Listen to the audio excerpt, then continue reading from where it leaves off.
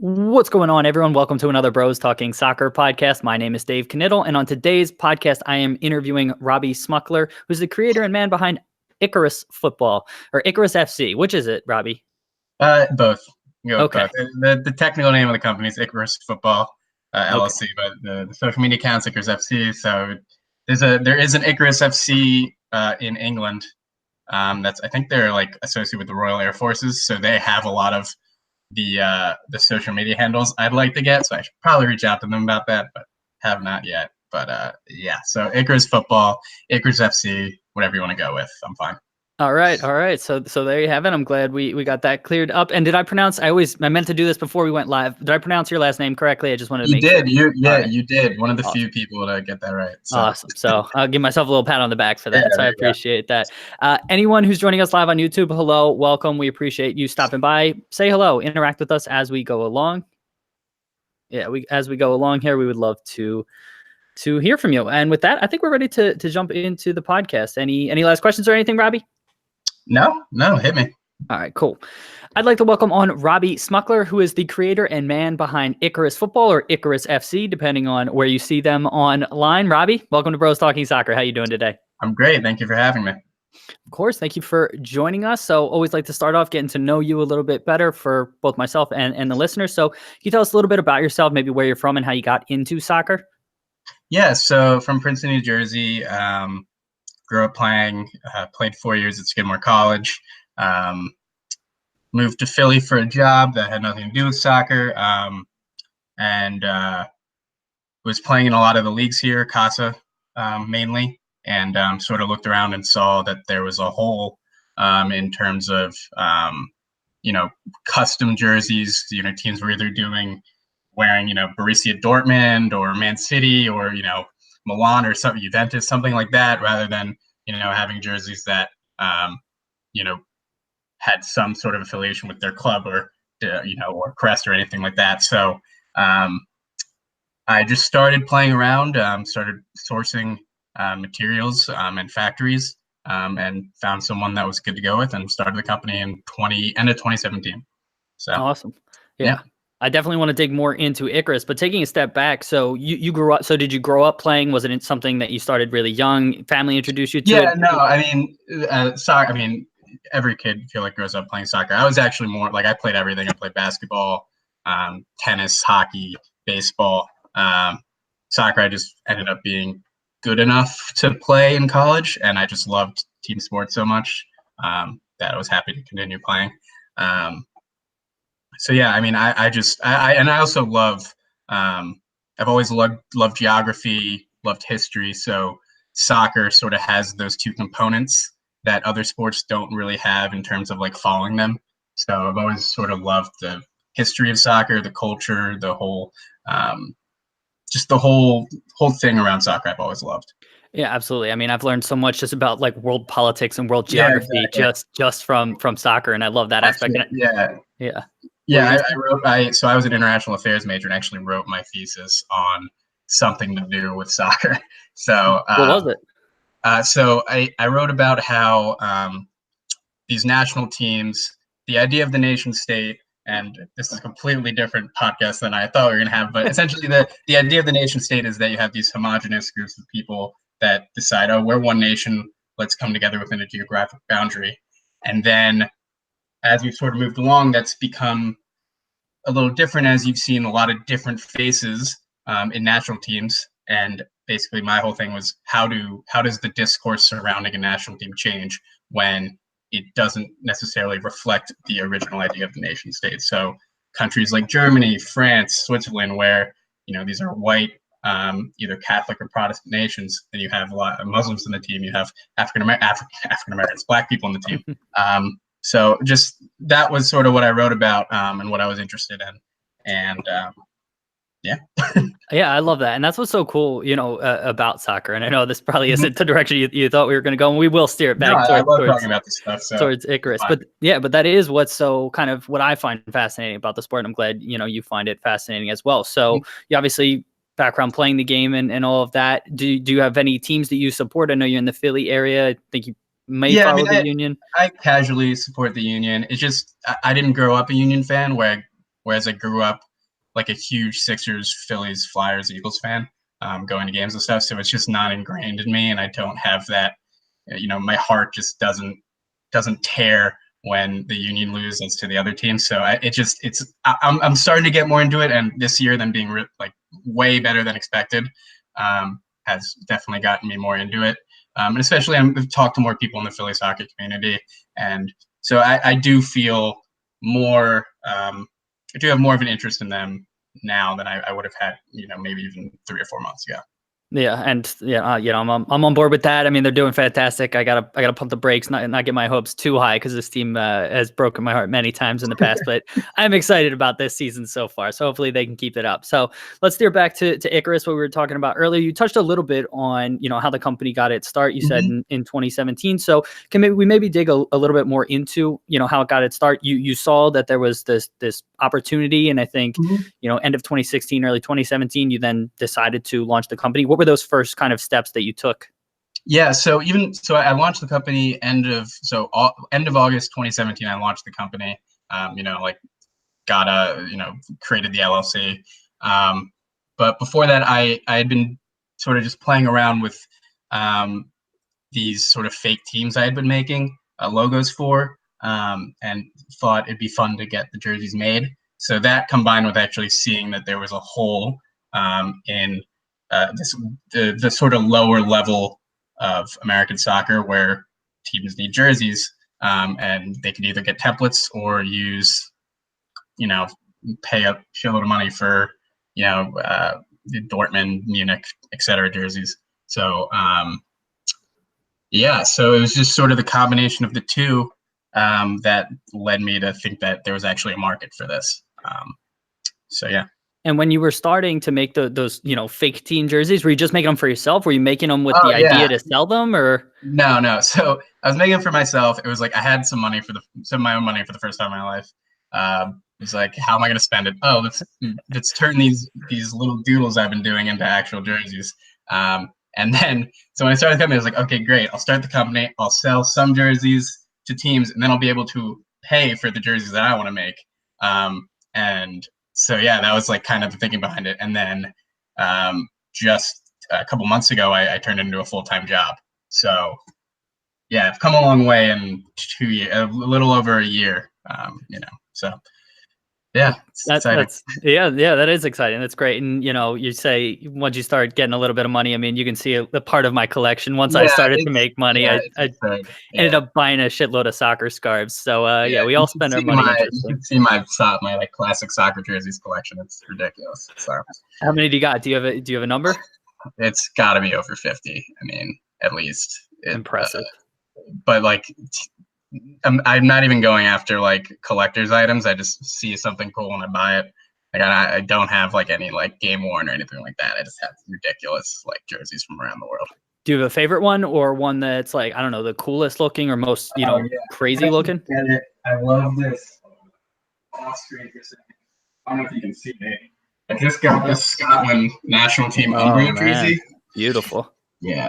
So I'm definitely inspired by like the retro kits, because that, I think the like 90s 80s retro stuff is kind of the top of the line, I think, in terms of like designs for jerseys. So that's like the majority of my stuff is from that era, I'd say. Yeah, so anyone just listening to the podcast, check out the YouTube video about 10-15 minutes in for that Scotland jersey. It's real cool looking. Why did you pick the name Icarus? Where'd that come from? And then what was the inspiration? Yeah, so I was actually the one of the original ideas I had was with a buddy of mine, and we wanted to create a sports sort of lifestyle brand, and produce videos about like really interesting stuff. In sports, like maybe profile like a Gaelic sports club in a city, just like minor stuff that you wouldn't really know about in mainstream sports. And we were brainstorming ideas, and we thought Icarus made a lot of sense. One, because we both like Greek mythology, and two, because the story of Icarus, that flying too close to the sun, is sort of a feeling that I think we can all relate to as sports fans. And then also starting a company, it's very similar. You you fly too close to the sun, and you know it gets tough out there. Yeah. So There's a lot of risk. yeah, exactly. So it's a little tongue in cheek, but I also I've always loved that myth, and I love the word. I think the word sounds great, and I like the logo. So Yeah, yeah, and the logo is fantastic. I mean, everything about the company, I absolutely love. The inspiration for the logo. I guess it was Greek mythology, and then you try to take a lot of those yeah, symbols. yeah. So it was Greek mythology and also Temple University actually. So Temple, please don't sue me, but I've always loved the Temple T logo, and I sort of wanted to do something similar with an I and then add the wings. And I've actually had some people say, well, you shouldn't have the wings because they burn off in the myth. So maybe one day we'll get rid of the wings, but probably not. I like the wings. Yeah, I like the wings. Yeah. So what's you talked a little bit about your journey, but it's been, quite eventful over the last, year and a half or so since the company launched. What has the journey been like? So August 2017, you launch, you get a couple kits made. What happens over the course of the next year and a half? Yeah. So try to find clients. So, I mean, the amount of things we've altered and changed in just, basically from the end of 2017. Our first client was in end of 2017. So I think we only had one client in 2017, which was a team out in New York. And so those were the first kits we made for any team. The sizing was definitely not great. The material maybe could have been better. So over time, we've adjusted based on, what our clients are saying about the stuff. So we've adjusted the fabric, we've adjusted the sizing, the different types of collars we offer. So I'd say the journey has been a lot of like learning about the industry because I had no experience in it at all. And I've also gotten much better as a designer and just learning. It's a crash course in business and entrepreneurship and design, frankly. So yeah. And so with the evolution, or so how custom can people get? I know you said you offer a couple different collars. I know with like Adidas or Nike, they have very stock sort of templates for anyone out there that wants to create a kit. Like how, I guess, custom can you make the kits? Like 100% custom. So the only thing we won't change at the moment is the cut of the jersey. But besides that, I mean, any design you want, any pattern, pretty much any collar you want, we can accommodate. Long sleeve, short sleeve,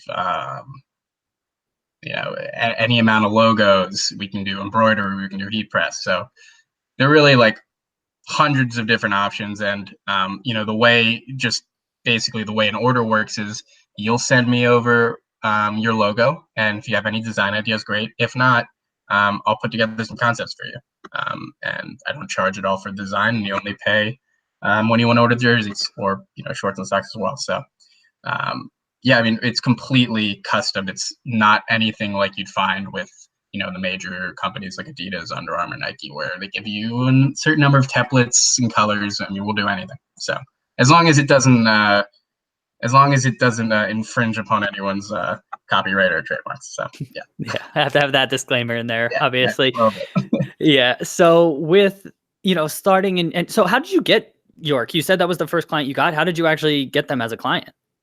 So I started Instagram, started posting mock-ups of kits basically through Photoshop, and honestly 2D proofs that I had made through Illustrator. Got a client, came up with pricing in my head basically. Seemed to make sense. Did not make much money on that first order at all, I have to say. It was. I really am thankful to that first client because if I didn't get them, I don't know if I would have ever continued to do it. So, it was interesting. Yeah, you got to start somewhere, and it's all a learning experience. So, it's incredible that you've come from there. So I don't know, you don't tell us exactly, but so you started with the one. I mean, what's the growth been like? Can you tell us, ballpark how many clients you have now? How many clients, have you had in total? How many are you working with on an, ongoing basis? Something like that? Yeah, totally. So I'd say in the first basically after 2017, early 2018, we probably had around 10 clients that we continue to work with to today. Gold Coast Inter. For instance, we have a club in New York that we've done a lot of work for called NK Disco Land. They're in the Bowery Premier League. But the growth of it was very static, I'd say, throughout 2018. And part of that was just because I didn't have a lot of time to work on it. I was, working another job. So when I decided to go full time with it, end of 2018, it sort of blew up. And I don't know if that was just because I had more time to do with it, more time to work on it, or if it just had finally built up that critical mass of teams where people saw it as a legitimate outfitter. And I'd say now we have over 120 clubs that we have supplied. That's so cool. Yeah, it's awesome. And we've got an MPSL club in Philadelphia, Philadelphia Lone Star, that I'm really proud of and I'm happy to work with. And they're actually on ESPN Plus recently, which is very cool for me as a kid, growing up watching any soccer I can find on TV. So, we've got clubs all around the country. We have clubs in England, looking to get clubs in other countries. We've talked to a couple clubs in Argentina, of all places. So, it's growing much faster than I had sort of ever expected. That's awesome. It's so cool to hear. And it's so cool because I came across your social media stuff probably around, the start of the new year. And it was probably along the lines of, you started to build up a critical mass, people started sharing it, and you just had such unique kind of kits and designs. And you said it's a combination of either your own designs and also clubs sometimes coming to you with designs. Of those 120 clubs, how much would you estimate split between, what you kind of came up with concept versus what the clubs came to you with? Any ideas? I mean, it's hard to say because it's a major collaboration. So what generally happens is they'll send me an idea they like, and a lot of times it's a jersey that's already been done. And I hate to steal designs and do something too similar to anything other people have done. So then I'll go back to them and explain that, and then come up with concepts that are very similar. A lot of times I've had people who are extremely proficient in graphic design come to me with really cool stuff that I wouldn't even thought of. So it's sort of half and half. A lot of times it's the client's ideas, a lot of times it's my ideas, and a lot of times it's a combination of both. So with the ones where they come to you and with a design as an inspiration, that something that already exists, that's clear. You can kind of use that as a creative inspiration. For the one where a club comes to you and says, maybe here's our badge, these are our colors, like run wild. What do you use as like inspiration, or how do you attack that creatively? Yeah. So the first thing I do is research where the team's from, look at city seals, flags, go through the history of the town, see if there's anything unique there. And then I'll go online, just start looking for patterns that make sense. Also go through classicfootballshirts.com and other sites like that and see, clubs that have done similar, that have used similar colors, and see what they've done and how that's worked. So there's a lot of different things that go into it, but it's just a lot of research, I'd say. And a lot of I have like a personal love for flags and logos, so it's a lot of drawing on that knowledge, I'd say. And is that creative process something that you've done kind of since the beginning? Is that something you've honed and sort of, I'm sure it's always evolving and something you perfected? No, I mean, that's the sort of thing I've done since I was like 3 years old. So like I'd have a book of logos, and I'd draw the logos and make jerseys for the teams. So it's sort of like a natural progression that I'm now actually doing this for a living, because it's sort of something I've always done. And that's where my interest, I think, in like geography, history, international affairs comes from: logos and flags, like just loving the design elements. That's so awesome that you're then putting it into action. So it's really cool and inspirational to hear all that. So in addition to the kits and stuff like that, you do like kind of what I'll call like cross collaboration, where you sort of mismatch like logos, and it's really, really cool design work.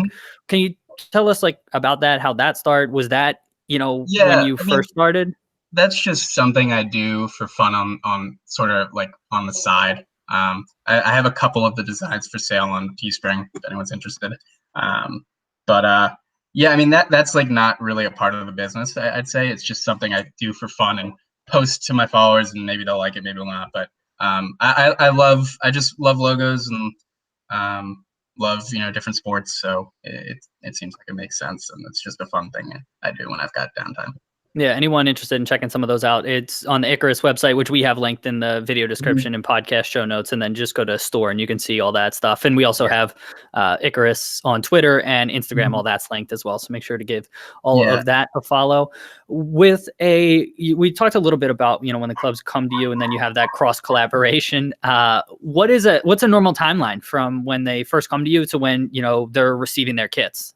Yeah, so my timeline for like delivering the actual product is 4 to 6 weeks from design confirmation and payment. So once we figure out design and we've settled the invoice, I'll put them into production. When a club comes to me with their design, it really depends on how involved the client wants to be in the design process. So if a client is, really has a lot of notes and stuff, that can take, weeks. If the client is like, all right, Dad, I love this, let's go, it can take 2 days. So it really varies. And totally depends on the client.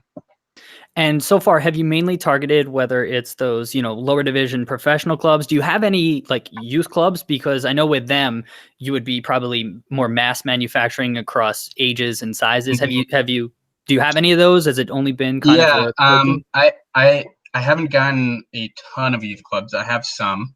The majority of my clubs are, I would like to say, teams that practice more than once a week. So that they're not professional, but they're not semi-pro, but they're not like a men's league team. They're a little higher. So I'd say those in the majority of my clubs fall in that line, and those are UPSL clubs. Those are regional clubs. The teams are good, and I spend a lot of time on my Kuju and YouTube watching the clubs that I supply, and I end up supporting them. I watch them online, and the quality is it's impressive how good some of these clubs are. And I think if anyone watched the ESPN Plus game with Philly Lone Star versus Westchester with Reading United, you could see the quality is definitely there. Yeah, and it's incredible what technology has enabled us to do, where you can legitimately watch, a lower division game, where maybe there's 200 people in the stands, but you can watch it at home as if you were streaming a Philadelphia Union game or totally. Premier League game. So that's really cool to see. Is there anything different that you do for a youth club where you have more jerseys versus a UPSL club or something like that? Is it just you're ordering more? Is that the only difference, or so we offer like different packages. So you want. Say your team wants, a home, away, and third kit, we'll do that for you, and there's a discount obviously when it comes to that. But each team I have probably gets the same amount of attention in terms of design. So whether you're getting like 10 jerseys or whether you're getting 300 or 500, and I've had some clubs order over 1,000, I mean, you're getting the same amount of attention, and the quality is no different for anyone. So I that's a point of pride, is that no matter what your needs are, I'm going to do my best to fulfill them. And the quality and attention will never suffer. So. Yeah, I love it, man. And it's been awesome. Like I said earlier, just watching you, just seeing your jerseys, I'm constantly, I follow you on social media, and then just seeing, whether it was that Rooster kit that came out a couple weeks ago. That was all them. They were like, we want an angry rooster on the front. And I was like, yes, let's do that. That sounds great. Well, I love, and it's definitely them, but it's also you, because you're enabling it to actually come to life. Whereas if they were just using Adidas or something like that, they wouldn't have been able to do it. So it is really cool. What are your goals for the future with Icarus? Where do you see, the company going? Yeah. So, the main thing that we're in the process of doing, and by we, I mean the company, is we are really trying to nail down sizing and fabric for tracksuits, and different sort of gear that teams can order. So I'd like to be able to offer, and I think I will be able to by fall, team bags, hoodies, warm-up jackets, warm-up pants, all those different stuff for windbreakers, stuff like that. So that's a big point of emphasis. Another point of emphasis is I want a lot more women's clubs, because if you look around at the women's landscape, for some reason, and I'm not sure why, and I haven't really tapped into it yet, there's not a lot of custom jerseys going on. Whereas you'd think that there would be, because that there is a stereotype that women care more about the look than men, but that just simply has not been the case at this level for whatever reason. And I'd like to tap into that for sure. And I guess the third thing is I would love to become the main person that teams in this area come to, being Philadelphia, come to for jersey designs. So, taking it slow for sure. Like I'm not looking at world or country domination at the moment, but they're just like little things that I'd love to achieve in the next few years. Just more a local focus and a focus on women's and youth teams as well. So that's great, and that's an excellent way to approach it. And sooner rather than later, who knows, you might have that world or country domination. I should have asked this way earlier, but just taking a step back, what kits? So when you talk about the kits that you make right now, it's socks, shorts, and then a top, right? So either short sleeve or long sleeve. Is that correct? Correct. Okay. Yeah. What about goalie kits? Yeah. So for every 10, 20 units you get, you can use one of those units on a goalie kit. So, we'll do a unique goalie jersey, shorts, not socks at the moment, just because they're knitted. It's like a technical thing where they're knitted and not sublimated. So it's a lot more time consuming to make one sock of a different design than the rest. So we won't do that, but we'll do a completely unique goalie jersey, goalie shorts for every 20 uniforms. What do you mean difference between knitted and sublimated? I don't know. Yeah. So the socks are actually like a machine knits them, right? Mm-hmm. Whereas what we do is you print out a piece of fabric and a computer prints the design right onto it. Right. So it's more time. The knitted socks are more time consuming to customize. Got it. Okay. That makes clear sense. And expensive. Yeah.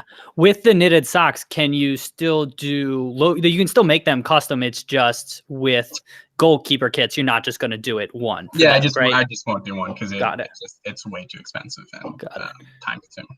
Any other fancy terminology things that you've come across or that you've learned through getting involved in this industry that comes to mind? My God, there's so much stuff, but the one thing I've learned is people really want dry fit, which is a Nike designation. So if you ask me for dry fit, I can't give you dry fit because I don't. That's a Nike owns dry fit. That's their thing. So it's just. Yeah, there's so much different stuff I've learned especially because I didn't really have any background in this at all. Can you do any? So I think the thing with dry fit is just that it's lighter weight material, right? So it's a blend of different fabrics. Ours, we do have a blend fabric we use, but ours are majority polyester. But they're still light and breathe well and comfortable to play in. And if anyone here that's listening has any of the jerseys, I think you can attest to that. So got it. Very cool. This might be akin to asking a parent, their favorite child, but do you have a favorite project or a favorite kit or thing that you've gotten to work on? Yeah. Well, I Philly Lone Star was definitely the most fun and cool for me, just because it's a local team.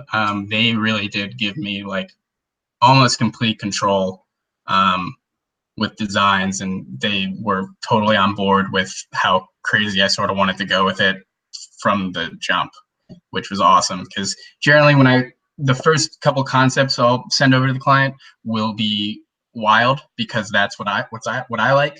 but these teams actually have to put them on, wear them, and play in them. So it's very understandable that they want maybe something a little more understated. So the projects I get where a team is like all on board to go wild, crazy, something really different are the ones that are most exciting. And then obviously the Lone Star thing being local and being an MPSL club was also extremely exciting. But if there's one jersey that I love doing more than really any, there's a team called Mama's Cannoli that plays in New York in the Bowery League, and let's see if I can bring up. Give me 1 second. All right, he's running to go try to find the kit here. So yeah, so all right, here we are. All right, oh, we like Juventus, and we love cannoli. So I did this little logo for them, and then we did like Juventus stripes, but as spirals, like a cannoli spiral. So that was like pretty fun for me. You can see back, we did something pretty similar to Juventus. Sorry, Juventus. But, yeah. Wow. Yeah, I love doing something like totally unique and different, and that's what my company offers that not a lot of other companies can offer. So yeah, it's absolutely incredible, and so I'm again, I can't say it enough how impressed I am with how things are going and how excited I am to continue following everything. Before I ask my final question, is there anything we didn't talk about here that you wanted to talk about or mention? Not that I can think of. Just getting into this, I've met a lot of really cool people like yourself, and it's been really fun to. I met up with a bunch of guys who are involved in the Philly soccer community, and all great dudes. Like, just it's really nice to meet all the people, and just as bad as social media can be, it really can be wonderful. And it's been the main reason this business has taken off the way it has, and I can't thank the people that have helped me enough. And whether it's the guys at Protagonist, some of my clients who have taken a shot on a company like ours. So yeah, just I have a lot of people to thank for sure. Absolutely. And that kind of actually leads into how I like to leave the podcast. Yeah. The final question I like to ask, what's the thing you're most excited about happening in your soccer world? So you can take it any way you want, but what's the thing you're most excited about? I'm pumped for the Women's World Cup. These off years for World Cup and the European Championship can be tough for a soccer fan, but I'm really excited for the Women's World Cup. It's going to be awesome. And then the Union being fun and really good has been a welcome surprise. And I think I know a lot of the people I work for and the community I'm in are sort of anti-MLS, and that's fine. But I just love soccer, and it's on TV, and I'm gonna watch it. So some of the guys, and also some of the pickups for the Union have just been so fucking great. Like, yeah. I love the Montero guy. The Casper up top's been awesome. They're such a fun team to watch, and it's just really fun. That's the thing I'm most excited about with the team too. It's that the team has done okay in the past. We've never had a team that's been legit, that I can recall in the 10 years I've been watching, that's been legit exciting to watch, and that you actually have confidence in the forwards, and that you actually have confidence in the back, and just that they can play and keep the ball, and they actually play an attractive style of soccer that's somewhat respected by the league, man. So I am with you 100% on that. And I'm also the same way. We have a lot of guests on this show that I'm personally probably pretty pro MLS, but we have guests that are, anti-MLS or whatnot. But I'm also someone who just loves soccer, just like you. And I just want to see the sport grow. And so, yeah, I'm excited about the prospects here all over the place. And another thing I'm very excited about is ESPN Plus. If you don't subscribe to it, you're missing out, because they have so much soccer. And especially this Open Cup stuff has been awesome. Like, I spent all day last Tuesday and Wednesday just watching these random clubs across the country, and the level of soccer is really good. I don't know if anyone watched the Florida Soccer Soldiers beat Miami United, I think. Yeah, Miami FC. Yeah, I have their scarf around here somewhere. They were, oh really? Yeah. And they're a UPSL side. and they were great. Like they were really impressive. So there's going to be more. All these Open Cup games are going to be shown, so I'm just excited to keep watching those. Absolutely. So make sure to check it out. Make sure to check out Icarus FC again, or Icarus Football. We have it linked in the podcast description or video show notes. Video description, podcast show notes. There it is. That's what I'm trying to say. But Robby, in case people are just listening, where can people find you online? Yeah, so my Instagram, let me pull this up, I believe it's at Icarus Football, Icarus, then football. My Twitter account, because I wasn't able to get that same name, is Icarus PHL FC. I think it's Icarus FC PHL. That's what Icarus FC PHL, yeah. So but be aware that might change soon. So. All right, so be on the lookout for that, and obviously check out the Icarus website, which is icarusfc.com. So make sure to do that as well. Robby, thank you so much for talking with me today, man. Yeah, for sure. This was awesome. Thanks for having me. Of course. Best of luck with Icarus. Anyone who has joined us live on YouTube or was watching in the future, thank you for checking this out. This podcast will be out on Wednesday, May 15th, and then we'll be back with another interview later this week. And then Christian, Matt, and I will have another podcast on Sunday as always. So thanks, everybody. We'll talk to you soon. See you.